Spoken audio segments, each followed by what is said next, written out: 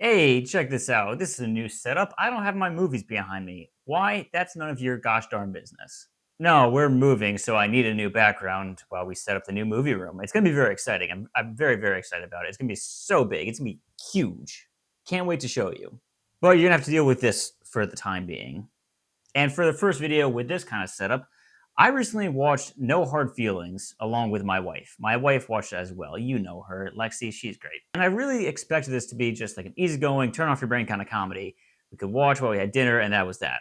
But for some reason, it kind of challenged my view of raunchy sex comedies. So this morning on my way to work, I said, I'm going to make a video about this. So here we go. Looking back on the last few years of comedy films, the pickings have been pretty slim. And when we focus on raunchy sex comedies as popularized first by Porky's and then in the late 90s by American Pie, these pickings are even slimmer. According to thenumbers.com, from 2000 to 2016, the number of comedy releases each year ranged from 84 at its lowest to 137 at its highest, being in 2007. From 2004 to 2008, those numbers are consistently above 121 films a year and wielded a high market share of box office returns with films such as Wedding Crashers and Talladega Nights. This slowed down briefly, but from 2012 to 2016, numbers shot back up. But then in 2017, things started to plummet. For the first time since the 90s, there were less than 80 comedy films released a year, and the numbers only dropped, hitting only 57 comedy releases in 2002. It was less in 2020, but as very few movies were released that year at all, the only number I'm considering is the market share, which is only an abysmal 3.74% of box office revenue. The highest the market share has been at all since the mid-2010s was 2023. This is actually the year No Hard Feelings came out, but the vast majority of that market share was because of Barbie, which grossed $636 million, being an anomaly, not the standard. I feel like this is really important to share because it really shows how audience interest has shifted throughout the years and how fresh a movie like this really is, or was. It was just 2 years ago. So regardless of anything I'm going to say next, good and bad, I'm just appreciative that a movie like this was made at all when it seems like there's very little interest in the genre. But watching it with a kind of fresh mindset on the sex comedy genre, it definitely raised some questions about how these stories are presented as a whole. Now, I'm not one to dwell on if things have aged well or not. Everything is a product of its time, and just because something isn't acceptable now doesn't mean it wasn't okay then either. It's just unfortunate that it ever was okay. And No Hard Feelings had an awesome opportunity to make commentary on the sex comedy genre. Unfortunately, it is extremely complacent and in turn, cliche in its results. So, spoilers from here on out. That's your warning. You only get one. In No Hard Feelings, Jennifer Lawrence plays a deadbeat who refused to do what is necessary to pay the tax on a house that has been gifted to her by her deceased mother. After her car is repossessed, she takes an offer to date a wealthy couple's awkward teenage son so he can come out of his shell before going off to college. She's in her early 30s, and he's only 18. And by date, I mean the parents want her to bang him. It's a strange and uncomfortable premise, but honestly, it is such a fun movie. Jennifer Lawrence feels like she's phoning in for her serious scenes, but she has an incredible comedic energy.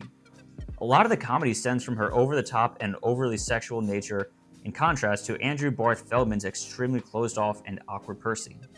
It's a fantastic dynamic that produces so much secondhand embarrassment, but also some of the best laughs I've had in a while.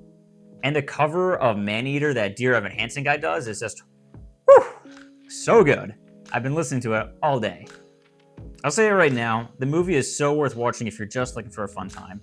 And if so, don't bother watching the rest of the video, because now I'm going to be doing the overanalyzing. Where the movie started to lose me though, was the generic third act. It's the classic miscommunication trope through and through, which only worked in It Happened One Night and its many remakes. The kid finds out he was being strung along, he resents Jennifer Lawrence, she learns to clean up her act, and in the end they become friends. Yay, happy ending. Except, no, this whole thing is weird as hell. This movie only works because it's Jennifer Lawrence and she's an objectively attractive woman. I can't say she's hot because my wife watches these. If this was a movie where an early 30s man was being incredibly forceful and trying to sleep with an 18-year-old at her parents' request, and the resolution was they're good friends in the end, possibly lovers one day later on, the movie would be canceled before the script was even finished. If I told you the plot without revealing their genders first, you'd probably be up in arms too about how all this could be made into a joke. This is the plot of a Netflix true crime story. What would have been bold in my opinion is if the resolution centered around how creepy this actually was. And for a while, I actually thought they would do that.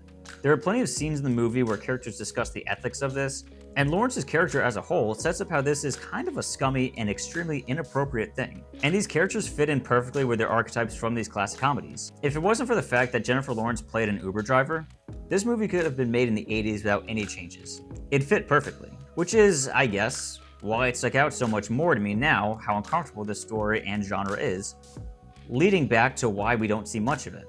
These movies were taken in stride because that's what it was like in the 80s and early 2000s.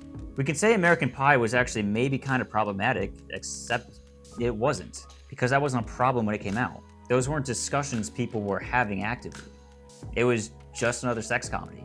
It's only an issue when a movie is taken out of context, out of its era, that it becomes a problem. Birth of a Nation is very rightly not okay today. But I'm sorry to say, it was when it came out. That was the world it existed in. A kind of shitty one. I can't believe I just compared No Hard Feelings to Birth of a Nation.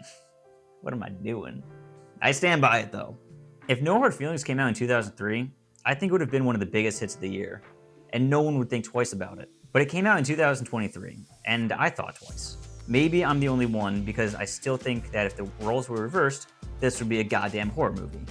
I don't think that this genre should be killed off, but it can be done more appropriately. I think the jokes could have mostly still landed if there wasn't such an age gap, or if the movie acknowledged that aspect of it and actually had something to say about the genre and audience interests.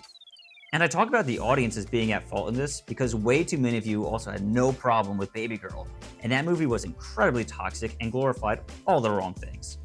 With all this being said, No Hard Feelings is admittedly still a fun time. Watch it knowing what you're getting into and you won't be disappointed. I know all I've just said has sounded incredibly harsh, but it's not so much directed at the movie, just at the genre and the way our viewing interests have changed over the years.